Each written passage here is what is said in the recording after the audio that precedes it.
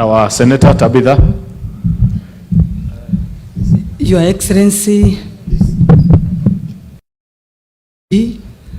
our Governor, CSAs, Members of Parliament, all protocols observed, I want to take this opportunity and welcome everybody who has come here today to Nakuru County as the Senator of Nakuru County.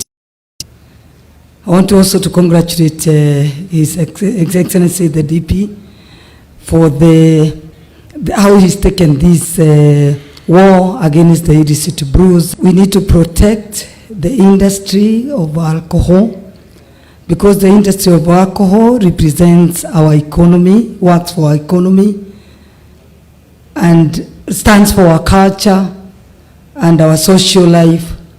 And as we speak, as we wait to pass the finance bill, the target that the alcohol people have been given is about 118 billion on excise tax alone.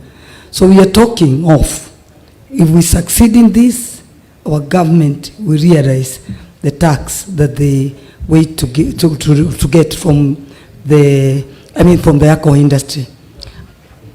Is either good or bad, but I've been working in that industry, so I know what it means when we say of the illicit brews. We need to fight them, and we need to be united, all of us, because they are made by people. The illicit brews are made by people.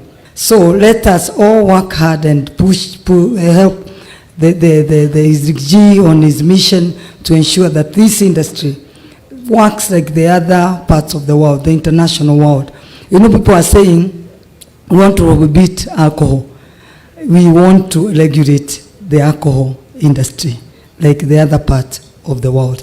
Thank you. You're most welcome, and I'll be very happy to get to be in, to be in this conversation, because I know the alcohol people are waiting for me to see how, especially the bar owners who are saying the police are really harassing them, even the ones who are complying, they are really being harassed. So here we are. Rigji, thank you so much, welcome, so that we can ensure this industry is regulated to ensure it can realize its target that is being given by this government. Thank you so much. Karibuni. Asante. Asante, Senator Tabitha, for speaking for all players in the industry.